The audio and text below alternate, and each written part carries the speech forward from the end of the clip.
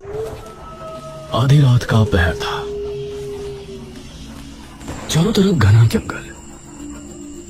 एक लड़की डरी सहमी सी अंधेरे के बीच खड़ी थी। ये मैं कहाँ आ गई? क्या मैं सही जगह हूँ? वो इधर उधर देख रही थी, लेकिन घने जंगल के अलावा कुछ भी नजर नहीं आ रहा था। तभी उसे एक आवाज सुनाई दी। यह आवाज सुनकर वो अचानक से डर गई और झाड़ियों के बीच जा छिपी। उसने देखा कि 4 आदमी कंधे पर एक ताबूत उठाए आगे बढ़ रहे हैं और उन्हें पहचानते ही वो बेहद डर गई। हे काली दुनिया की देवी, मुझे बचा लीजिए। वो चारों उस लड़की के जितना करीब आ रहे थे, उसके दिल में खौफ और भी ज्यादा बढ़ता जा रहा था। वो उस तक पहुंचने वाले थे, तभी अचानक उसे झटका लगा। अरे उठ दमयंती बेटी, क्या हो गया तुझे? वो नींद से जागी। उसने देखा कि उसकी माँ उसे जगा रही थी और वो पूरी तरह से पसीनों से भीगी थी।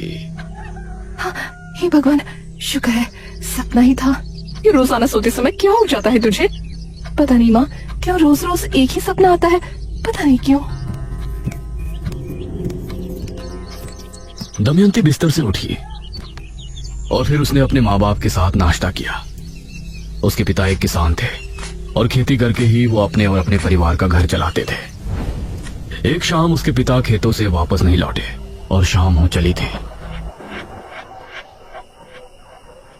ये कहाँ रह गए? मुझे बहुत चिंता हो रही है इनकी।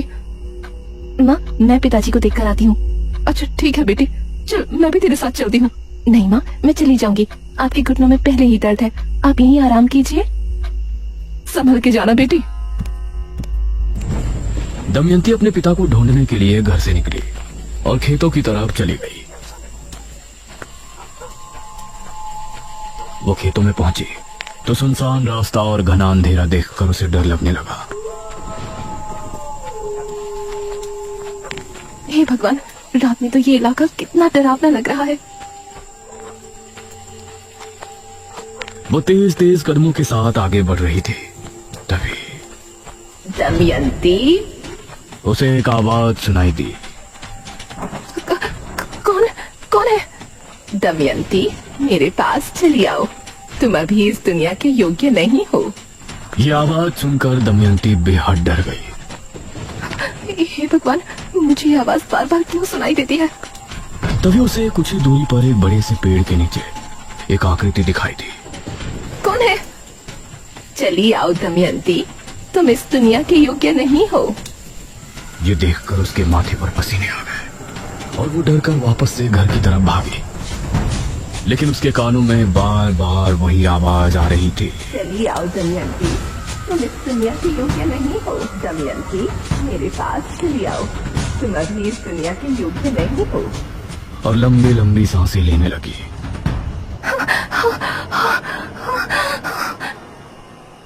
अरे दमयंती बेटा, क्या हुआ? माँ, माँ। दमयंती अपनी माँ से लिपट गई। तभी उसके पिता बोले, बस नाटक शुरू। क्यों गई थी तू खेतों में, बता मुझे। पिताजी, मैं तो आपको देखने गई थी। तू चुप कर, पता है मुझे तुझे बस बाहर जाने का बहाना चाहिए। गई होगी अपने किसी प्रेमी से मिलने। नहीं जी, ये आपको ही देखने गई थी। ये आप क्या कह रहे हैं? तो चुप कर, तूने ही पैदा किया है इसको। अगर बेटा पैदा करती तो मेरा काम में हाथ बटाता, इसकी तरह मुसीबत नहीं पैदा करता। दमयंती अपने पिता के स्वभाव से बहुत दुखी थी। दिल में बाप के ताने और रात में उसे रोजाना वही सपना आता था जिसमें 4 लोग कंधे पर ताबूत उठाए घूम रहे होते थे। दिन और रात उसे कभी सुकून नहीं था। उसी समय गांव में भी अजीब सी घटनाएं घटने लगी थी। एक आदमी मोहन नगर से घर को लौट रहा था। आज तो कितने दिनों बाद बीवी से मिलूंगा, आज की रात बहुत खूबसूरत होगी। नौजवान, जरा इधर देखो। यह आवाज सुनते ही मोहन ने पीछे पलटकर देखा। उसने पाया कि पीछे भड़कीले कपड़े पहने एक लड़की खड़ी है। गोरा मखमली बदन, काले घने बाल। वो कोई अप्सरा लग रही थी। उसके चेहरे पर नकाब लगा था। इसके बावजूद उसकी नीली आंखें मोहन के दिल पर किसी तेज खंजर से ही गहरा हमला कर रही थी। कौन हो तुम? मेरे करीब आओ मोहन, अपनी पत्नी को भूल जाओगे। ये सुनकर मोहन के चेहरे पर मुस्कान छलक आई। और वो भागकर झट से उस लड़की के गले लग गया। वो उसकी कोमल कमर पर हाथ फेर रहा था। तभी उस लड़की ने भी उसे कसकर गले लगा लिया। तभी मोहन को उसके शरीर की गर्मी महसूस हुई। तुम इतनी गर्म कैसे हो रही हो? ये कहते हुए वो उससे अलग हुआ तो अब उस लड़की की आंखें लाल चमक रही थी। ये देखकर मोहन का दिल दहल उठा और उसकी चीख जंगल में गूंज कर रह गई।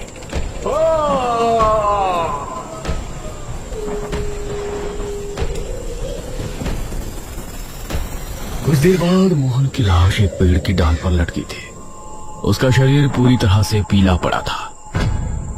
गांव के लोग इन घटनाओं से परेशान थे और दमयंती के साथ अभी भी उसके पिता की तरफ से बुरा व्यवहार चल रहा था। इसी तरह उसकी उम्र 25 साल हो गई थी और अब उसकी माँ को उसके विवाह की चिंता होने लगी थी। हमारी दमयंती विवाह के योग्य हो गई है जी। हमें लड़का देखना शुरू कर देना चाहिए। क्या मतलब है तेरा? लड़का देखना शुरू कर देना चाहिए? क्या तेरे पास दान दहेज है उसे देने के लिए? अरे हमारा जो कुछ भी है उसी का तो है। कौन सा अपना बेटा है जो आपको उस संपत्ति उसके नाम करनी है? मैंने सोच लिया है, मैं उसका विवाह जमींदार से करवा दूंगा। ये आप क्या कह रहे हैं? जमींदार तो आपकी उम्र का है। आप हमारी पुत्री का विवाह उससे कैसे करवा सकते हैं?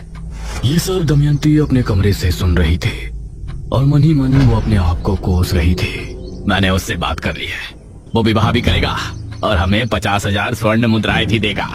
क्या आपने अपनी पुत्री का सौदा कर लिया? 5,000 मुद्राओं के लिए आप उसको बेच देंगे? ये सुनकर दमयंती के पैरों तले जमीन निकल गई और वो उसी रात को अपने माता पिता के सोने के बाद घर से भाग निकली। कहते हैं इंसान का सबसे बड़ा दुश्मन उसका अकेलापन होता है, जो अब उसके साथ था।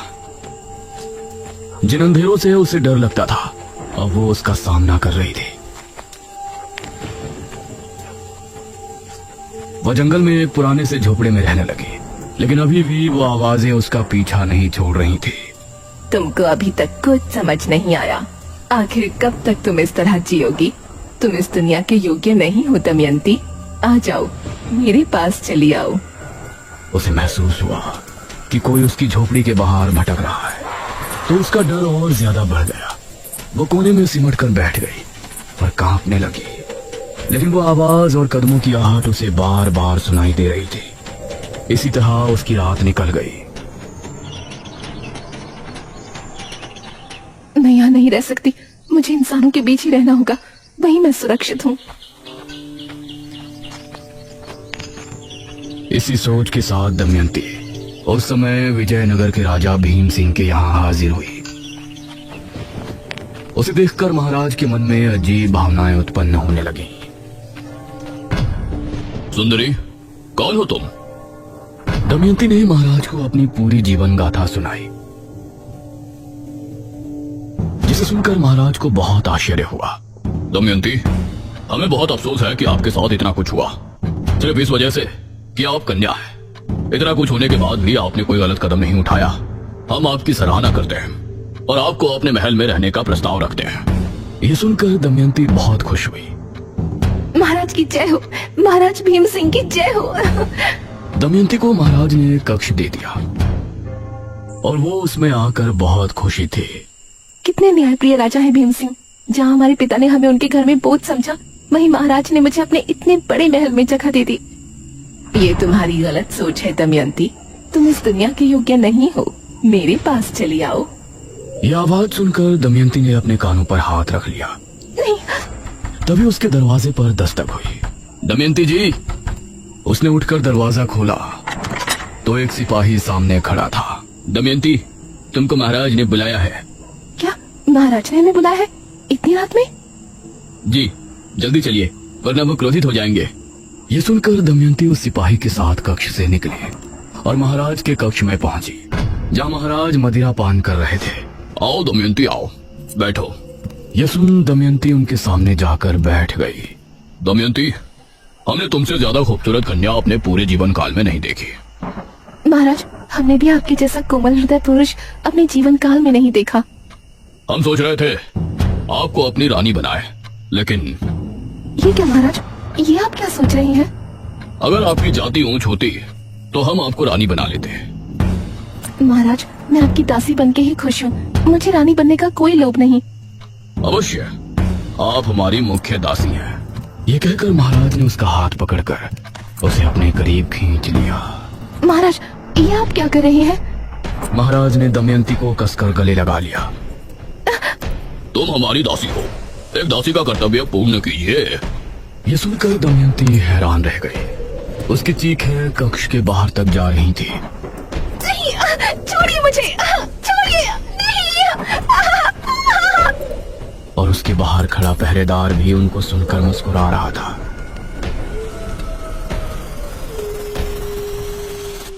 आधी रात के समय महाराज को नींद आ गई, लेकिन दमयंती वहीं पड़ी रो रही थी।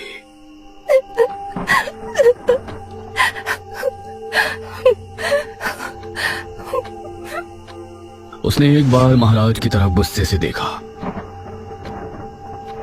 और फिर बाहर निकली। उस समय बाहर खड़ा पहरेदार भी सो गया था। अब दमयंती महल से भी चुपचाप निकल आई, लेकिन अब उसे समझ नहीं आ रहा था कि वो कहाँ जाए। वो आंसू बहाती हुई सुनसान रास्ते से आगे बढ़ रही थी। तभी उसे कुछ याद आया। सही थी तुम, मैं इस दुनिया के योग्य नहीं हूँ। कोई मुझे कुछ नहीं समझता। मुझे तुम्हारी जरूरत है। मुझे पता था कि तुम एक दिन मेरी पुकार जरूर सुनोगी। हाँ, अब मुझे समझ आ गया है, लेकिन अब तुमको भी मेरे सामने आना होगा। कहाँ हो तुम?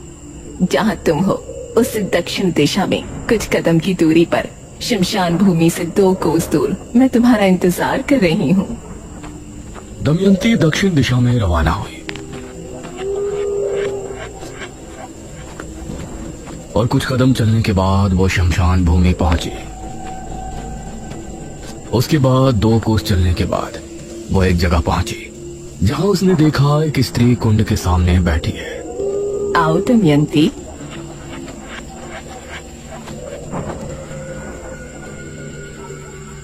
कहिए, आप मुझे कैसे जानती हैं?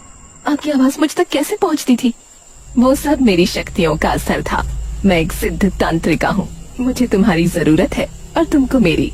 बहुत कम लोग ऐसे होते हैं जो भगवान के खेल को समझते हैं, जो हमेशा हम मनुष्य को परेशानी में डालता है, भूखमरी लाता है, भूकंप लाता है, कभी मनुष्य द्वारा तो कभी सीधे तौर पर हमें परेशानियां, दुख दर्द देता रहता है, लेकिन फिर भी लोग उसकी पूजा उपासना करते हैं। लेकिन मुझे पता था कि तुम एक दिन उसकी चालाकी समझ जाओगे और मेरे पास जरूर आओगे। हाँ, मुझे नफरत है इंसानों से। मुझे हर एक मर्द से नफरत है। मेरे पिता मुझे बोझ समझते थे और जिस राजा ने मुझे अपने महल में पनाह दी, उसने मेरे साथ वो किया जो उसे शोभा नहीं देता। और ये सब मेरे साथ तब हुआ जब मैं भगवान को बहुत कुछ समझती थी, लेकिन अब मुझे भगवान में विश्वास नहीं है। नहीं है वो। बहुत अच्छे। लेकिन तुमको मेरी मदद करके क्या मिलेगा? तुमने मुझे ही क्यों चुना? मेरी उम्र 30 वर्ष हो गई है। अब मुझे एक महाविद्या करने के लिए एक शिष्य की जरूरत है। अगर तुम मेरी शिष्य बनकर मेरी बताई विद्या की क्रिया संपन्न करने में मेरी मदद करोगी, तो तुम्हारे अंदर अपार शक्तियाँ आ जाएंगी और मेरी शक्तियाँ 2 गुनी हो जाएंगी। मैं करूँगी जो आप कहेंगे, मैं सब करूँगी। ये सुनकर तांत्रिका के चेहरे पर मुस्कान झलक आई। जा, मेरी उस कुटिया में जा और जो वस्त्र वहाँ रखे हैं उन्हें धारण करके आ। उसके कहने पर दमयंती उसकी कुटिया में गई और कुछ देर बाद बाहर निकली। उसके द्वारा दिए गए कपड़े काफी भड़कीले थे। शैतान को खुश करना है तो ऐसे वस्त्र धारण करना स्वाभाविक है। हैरान ना हो, अपनी आंखें बंद कर लो। दमयंती ने अपनी आंखें बंद कर ली और फिर तांत्रिका ने महामंत्रों का जाप शुरू किया। वो कई बड़े बड़े मंत्रों को पढ़ती और उनके पूरा होते ही दमयंती के शरीर पर अभिमंत्रित जल डालते। सर्दी के मौसम में ठंडा पानी दमयंती के कोमल दमकते शरीर पर पड़ता तो वो सिहर उठती, लेकिन वो अपनी जगह पर आंखें बंद किए बैठी थी। इसी तरह 3 रातों तक उस तांत्रिका ने दमयंती का जल नहान किया और फिर उसने दमयंती को एक बड़ा सा पत्र दिया। इस मंत्र को याद कर लो। मंत्र बड़ा है, लेकिन इसको तुम्हें पूरा याद करना है। दमयंती मंत्र को याद करने में लग गई। वो पूरे दिन उस पत्र को लेकर बैठी रहती और करीब 4 दिनों में जाकर तंत्रिका, अब मुझे वो मंत्र पूरा याद हो गया है। बहुत अच्छे। ये ये कहकर तांत्रिका ने दमयंती के सामने एक मटका रखा और बोली, आज से तुमको मध्य रात्रि से लेकर सुबह होने तक वही मंत्र पढ़ना है और हर मंत्र के पूर्ण हो जाने पर इस मटकी के पानी में फूंकना है। जी जैसा आप बोले। ये कहकर दमयंती वो क्रिया करने में लग गई। अब तांत्रिका अपनी कुटिया में आराम करने लगी और दमयंती ने पूरी रात मंत्रो जाप किया। सुबह सूरज निकलने से पहले तांत्रिका उसके पास पहुंची। बहुत अच्छी दमयंती, अब तुम विश्राम कर सकती हो। ये सुनकर दमयंती खड़ी हुई और फिर कुटिया में चली गई और वो तांत्रिका उस मटकी को लेकर घने जंगल की तरफ चली गई। ये तांत्रिका कहाँ चली गई?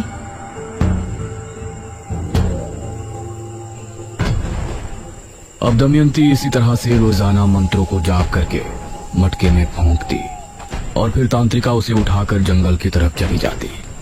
और ये देखकर न जाने क्यों दमयंती के दिल में सवाल उठ रहे थे। ये तांत्रिका आखिर रोजाना जाती कहाँ है? एक दिन दमयंती चुपचाप तांत्रिका के पीछे चली गई।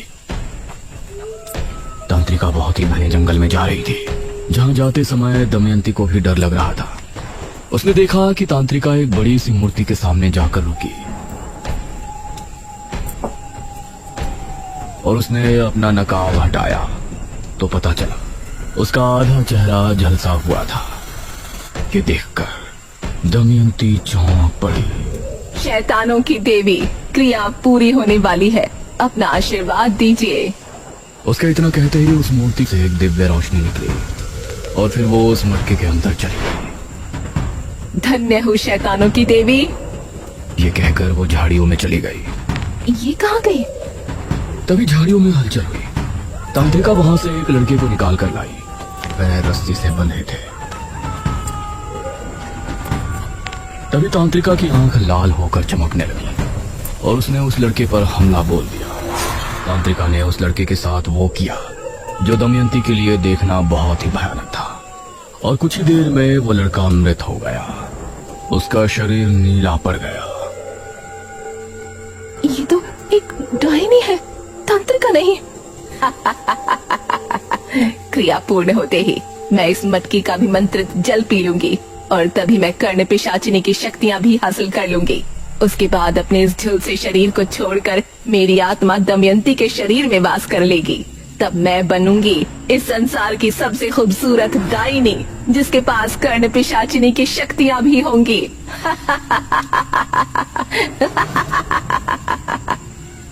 ये सुनकर दमयंती के पैरों तले जमीन निकल गई। वो वहां से भागी और चुपचाप आकर अपनी जगह पर लेट गई। अब मैं क्या करूं? ये सिर्फ मेरा इस्तेमाल कर रही है, ये मुझसे क्रिया करवा रही है, जिससे ये किसी कर्ण पिशाचिनी की शक्तियां हासिल कर लेगी और मेरे शरीर में वास कर लेगी। इसका मतलब मैं मर जाऊंगी। दमयंती को अब बहुत ही बुरा लग रहा था, लेकिन इस बार उसने इस मुसीबत से निकलने का एक हल खोज लिया था।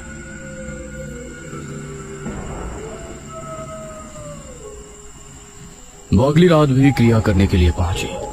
आज की क्रिया पूर्ण होते ही तुम्हारे अंदर अपार शक्तियां आ जाएंगी और मुझे हासिल होंगी कर्ण पिशाचिनी की शक्तियां।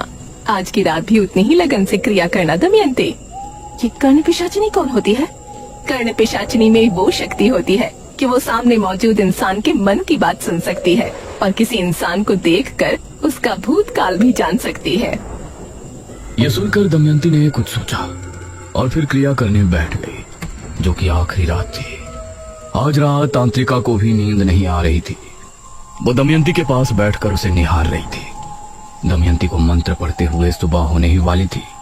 तभी डायनी खुश होते हुए खड़ी हुई और दमयंती की तरफ बढ़ी।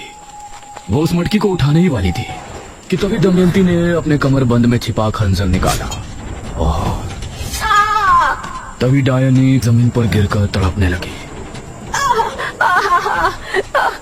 और तभी दमयंती ने मटकी उठाकर अपने मुंह से लगा ली। ये देखकर डायनी चिल्ला उठी।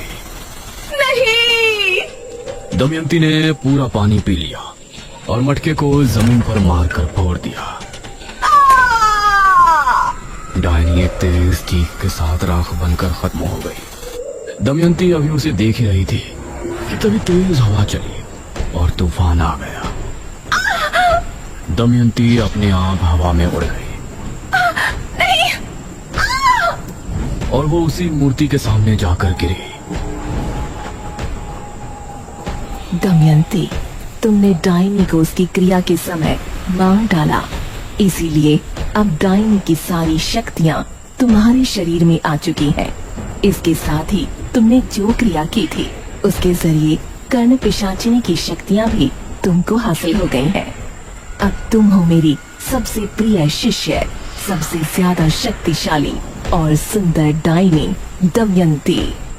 ये सुनकर दमयंती ने उसके सामने हाथ जोड़ लिए और भयानक अंदाज में हंसने लगी।